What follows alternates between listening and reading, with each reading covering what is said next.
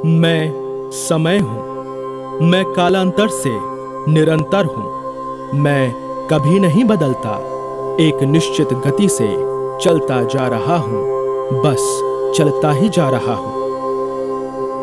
आज समय की धारा आपको लेकर चलेगी उस दौर में जब ब्रह्मा जी ने सृष्टि का निर्माण किया था।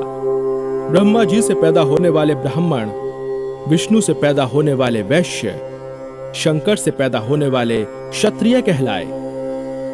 इसलिए आज भी ब्राह्मण अपनी माता सरस्वती, वैश्य लक्ष्मी, क्षत्रिय मां दुर्गा की पूजा करते हैं। मनुस्मृति के अनुसार वैश्यों की उत्पत्ति ब्रह्मा के उदर यानी पेट से हुई है। वैश्य शब्द वैदिक विश्व से निकला है। अर्थ की दृष्टि से वैश्य शब्द की उत्पत्ति संस्कृत से हुई है, जिसका मूल अर्थ बसना होता है। विश का एक अर्थ प्रजा भी है। प्राचीन काल में प्रजा को विश नाम से पुकारा जाता था। इसके प्रधान संरक्षक को विशपति कहते थे, जो निर्वाचन से चुना जाता था। वैश्य का हिंदुओं की वर्ण व्यवस्था में तीसरा स्थान है। इस वर्ण के लोग मुख्यतः वाणिज्यिक व्यवसाय और कृषि करते थे। मुख्य रूप से भारतीय समाज के किसान, पशुपालक और व्यापारी समुदाय शामिल हैं। पुराणों में सत्यनारायण व्रत कथा में वैश्य और इसके जमाई की कथा का वर्णन देखने को मिलता है। इनमें व्यवसाय को करने के लिए व्यापारिक सूझबूझ, व्यवहार कुशलता, परिवर्तनशीलता, वाक्पटुता, जोखिम उठाने और सहने की क्षमता, धैर्य, परिश्रम और चतुरता थी। सिंधु घाटी की सभ्यता का निर्माण और प्रसार दूर दूर के देशों तक वैश्यों ने किया या उनकी वजह से हुआ है।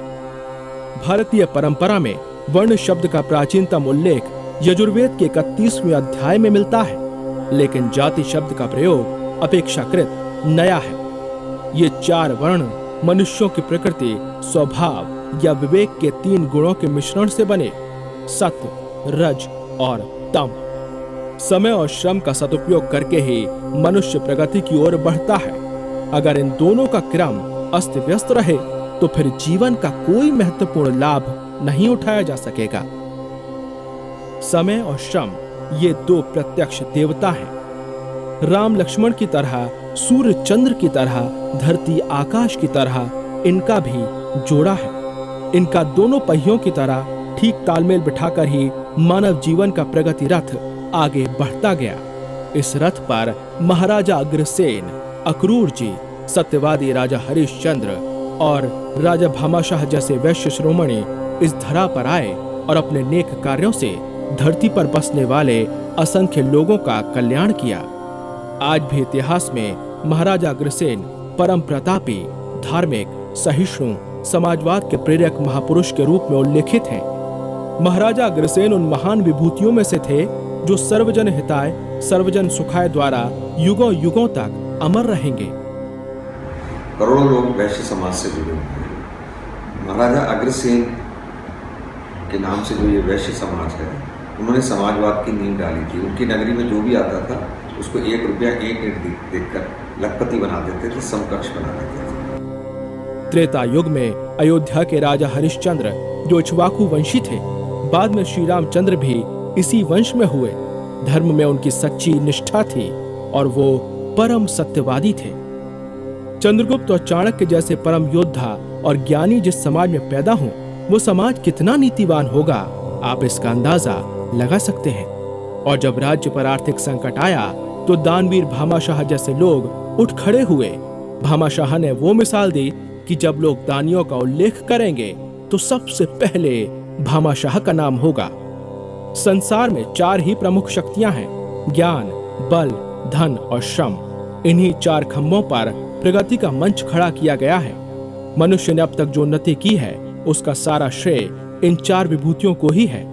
इन सभी में धनी आधुनिक युग में महात्मा गांधी, लाला लाजपत राय, मैथिली शरण गुप्त, रामनाथ गोयनका, लक्ष्मी निवास मित्तल, सुभाष चंद्र गोयल जैसे वैश्य गौरवों का नाम उल्लेखनीय है। मोहनदास करमचंद गांधी भारत और भारतीय स्वतंत्रता आंदोलन के एक प्रमुख राजनीतिक और आध्यात्मिक नेता थे, जिनको समस्त संसार आज भी अपना प्रेरणा स्रोत मानता है और उनकी नीतियों पर चलता है। तो वहीं लाला लाजपत राय भी हुए, जिन्होंने भारत की आजादी के आंदोलन के साथ वित्तीय जगत को सुदृढ़ करने की नींव रखी। पंजाब केसरी लालाजी ने अपनी जिंदगी को देश के लिए कुर्बान कर दिया। आजादी के बाद हिंदुस्तान के सामने नई चुनौती थी देश को वापस खड़ा करने की। बुद्धि और प्रतिभा का धनी वैश्य आगे निकला और संभाल लिया मोर्चा। समाज के लोगों ने अपनी अपनी तरह से देश के विकास में योगदान दिया तो वहीं व्यापार में उन्नति करते गए। लक्ष्मी निवास मित्तल लंदन में बसे भारतीय मूल के उद्योगपति हैं।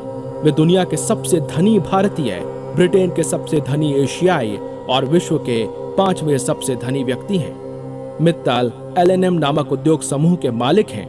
इस समूह का सबसे बड़ा व्यवसाय इस्पात क्षेत्र में है। अब भी उन्होंने अपनी भारतीय नागरिकता छोड़ी नहीं है। सुभाष चंद्रा भारत के एक उद्यमी और एसएल समूह के अध्यक्ष हैं, जिन्होंने भारतीय उपग्रह टेलीविजन प्रसारण में क्रांति का सूत्रपात किया। देश और विदेश के प्रमुख उद्योगपति समाज में एक खास पहचान बनाए हुए हैं। हमारा समाज दीन दुखियों, अभावग्रस्त लोगों को मुख्य धारा में लाने के लिए प्रयासरत रहता है। हम पहले देखा करते थे गांव में प्याऊएं लगाना, धर्मशालाएं बनवाना, बावड़ियों का निर्माण करवाना, ये सब जो भामाशाह उस समय वैसे समाज के होते थे उनके द्वारा ही होता था। कोई भी धार्मिक कार्य हो, चाहे शिक्षण संस्था हो, चाहे अस्पताल हो, गाँव में, शहरों में। अपनी व्यवहारिकता से वैश्य समाज ने दुनिया को जीने का तरीका और कमाने का तरीका सिखाया है। इस डोर को और मजबूत बनाने की जरूरत है। वैश्य भारती वैश्य समाज की राष्ट्र निर्माण में बड़ी भूमिका के लिए प्रयासरत है। मासिक पत्रिका वैश्य भारती सिर्फ एक पत्र नहीं, एक आंदोलन है जो उस कमजोर, संकुचित और विखंडित व्यवस्था को उखाड़ने के लिए कृत संकल्प है। 1 साल पूरा करने के बाद वैश्य भारती सामाजिक गतिविधियों की तरफ बढ़ रही है। पत्रिका के संपादक हितेश जिंदल का मानना है, व्यापारी का लड़का व्यापार करेगा, ये सोच उस समय की है जब शिक्षा का प्रसार नहीं हुआ था। जब हम वैश्य की बात करते हैं तो वैश्य को एक जातिगत व्यवस्था में बांधना ठीक नहीं होगा। वैश्य भगवान के द्वारा बनाई गई व्यवस्था है। आज हम कह सकते हैं कि जो व्यापार करता है वो वैश्य है, चाहे वो कोई भी किसी भी जाति का हो। वैश्य भारती एक पत्रिका ही नहीं, सिर्फ एक आंदोलन है, एक वैचारिक मंच है जो समाज के सभी वर्ग और घटक को साथ लेके एक नया आयाम देने में जुटा हुआ है। वैश्य समाज एक सूझबूझ वाला समाज है और देश के अर्थतंत्र को जब देखते हैं तो वैश्य समाज का बहुत बड़ा योगदान है। साथ ही इस देश के धर्म और संस्कृति को यदि कोई समाज बहुत संवेदनशीलता के साथ लेकर के जाता है तो वैश्य समाज है। मेरी बहुत सारी शुभकामनाएं हैं। वैश्य समाज के साथ भारत का भविष्य बहुत उज्जवल है। वैश्य भारती को मेरी तरफ से बहुत बहुत शुभकामनाएं। ये आपकी जो संस्था है, एक पत्रिका जो चला रही है, बहुत ही अच्छा काम समाज के लिए कर रही है, जिससे समाज को चेतना मिलती है, समाज को एक दिशा दशा मिलती है। वक्त के साथ वैश्यों की संतानों ने व्यापार की डोर छोड़ना शुरू कर दिया है। पुराने खोल से निकलकर बाहर आ रहा युवा वर्ग अपनी जमीन पर नई पौध तैयार कर रहा है। सामाजिक कार्य में दान से समाज की आवश्यकता की पूर्ति करता है, जिससे उसे समाज में शुरू से ही विशिष्ट स्थान प्राप्त है।